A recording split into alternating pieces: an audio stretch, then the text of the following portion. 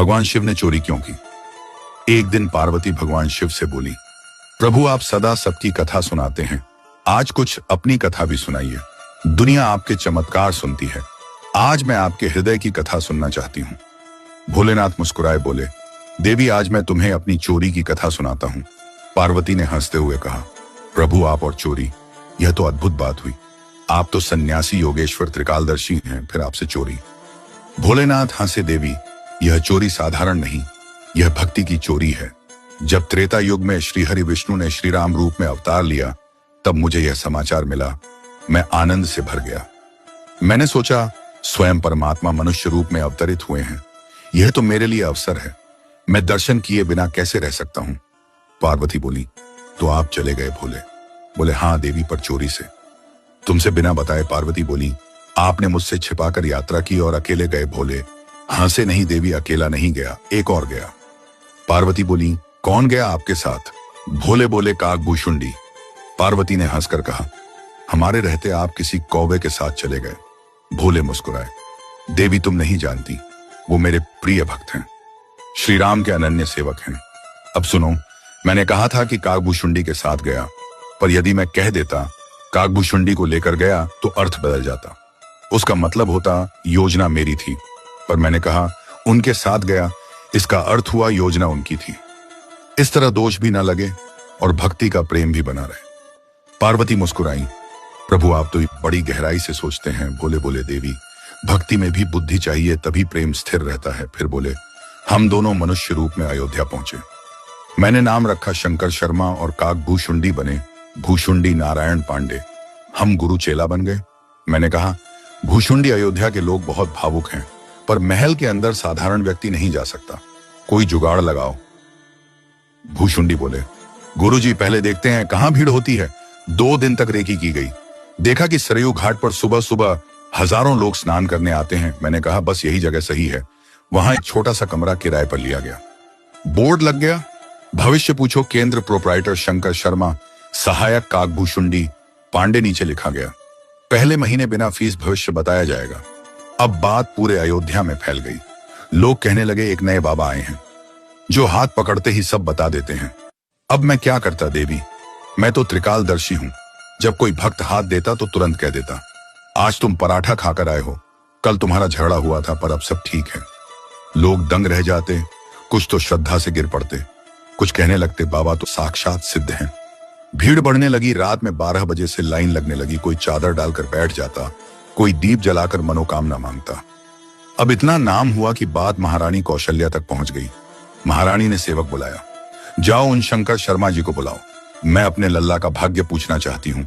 सेवक दौड़े दौड़े आए, बोले, आप में से शंकर शर्मा कौन है? मैंने कहा, मैं हूं शंकर शर्मा और यह मेरा चेला भूषुंडी नारायण पांडे। सेवक बोले, महारानी ने बुलाया है।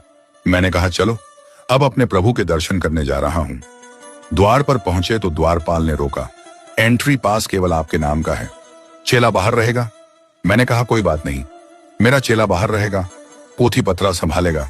भूषुंडी बोले, बाबा अकेले चले जा रहे हैं। मैंने कहा, तू चिंता मत कर, मैं अंदर जाकर तेरा भी जुगाड़ कर दूंगा। अंदर पहुंचा, महारानी कौशल्या ने चरण पखारे, पूजा की आसन दिया। बोली, बाबा मेरे लल्ला का भाग्य देखिए। मैंने जैसे ही बालक राम लल्ला को देखा, आंखें भर आईं, हृदय गदगद हो गया, मेरे शरीर से रोम खड़े हो गए। मैं बोला, अरे देवी, यह तो वही हैं जिनके दर्शन के लिए देवता तरसते हैं। तब याद आया, अरे मेरा भूषुंडी बाहर बैठा है, वो तो दर्शन से वंचित रह जाएगा। मैंने कहा, महारानी मेरा चेला बाहर है, पोथी उसी के पास है, जब तक वो नहीं आएगा मैं भाग्य नहीं देख सकता। महारानी ने कहा, उसे बुलवाओ। आदेश गया, भूषुंडी को भीतर बुलाया गया। भूषुंडी भीतर आया, मन में बोला, जय हो प्रभु, आपने काक को भी कृतार्थ कर दिया। महारानी कौशल्या ने रामलला को मेरी गोद में रखा।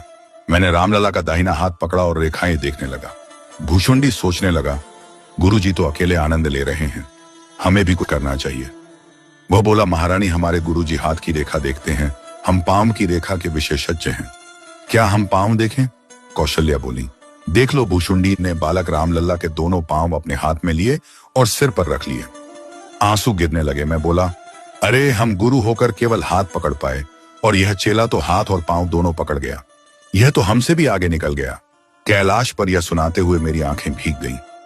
पार्वती भाव विभोर हो गई, बोली, प्रभु यह कैसी लीला थी। मैंने कहा, देवी मैंने उस दिन मां कौशल्या से कहा था, महारानी जब तक आपका लल्ला किसी बाबा के साथ अयोध्या से बाहर नहीं जाएगा तब तक आपके घर बहू नहीं आएगी। पार्वती मुस्कुराई, प्रभु आपने तो पहले ही भविष्यवाणी कर दी थी। मैंने कहा, हाँ देवी। फिर मैं दूसरी बार भी गया था दर्शन करने। जब लल्ला बड़े हो गए थे उस समय मैं मदारी बनकर गया था और हनुमान जी को साथ लिया था।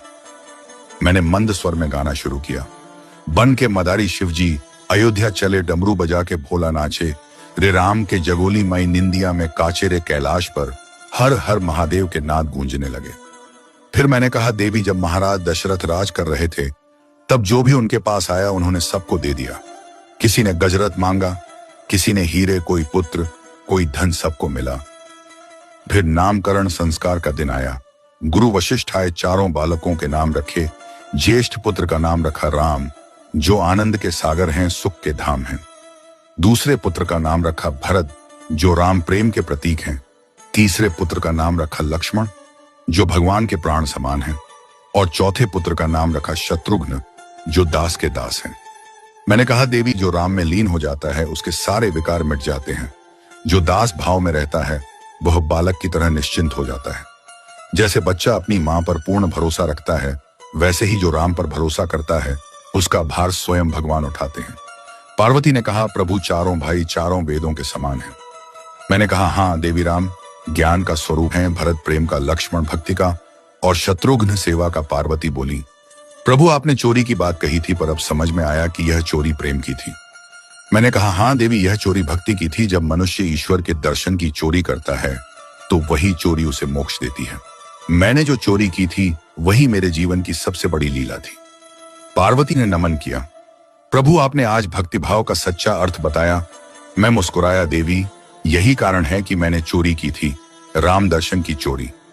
जिसने एक बार भी राम के दर्शन किए उसका जीवन धन्य हो गया। यह कहकर मैंने डमरू उठाया। नंदी हर्षित हो उठा। कैलाश पर हर हर महादेव, जय श्री राम जय। काकभूषुंडी जी के नाद से संपूर्ण ब्रह्मांड